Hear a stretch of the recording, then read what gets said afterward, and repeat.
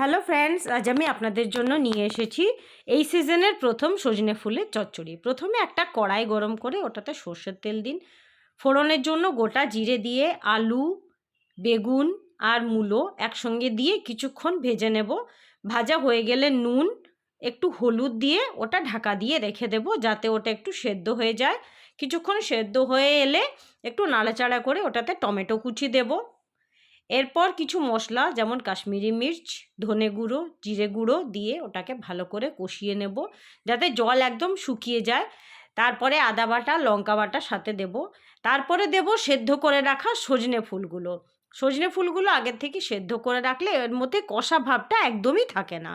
তারপর ভালো করে নাড়াচাড়া করে শুকনো শুকনো করে বানিয়ে ওপর থেকে ধনেপাতা কুচি ছড়িয়ে দেব। এরপরে গরম ভাতে পরিবেশন করব সজনে ফুলের চচ্চড়ি। ভিডিওটা যদি ভালো লেগে থাকে তাহলে প্লিজ আমার চ্যানেলটাকে সাবস্ক্রাইব করুন।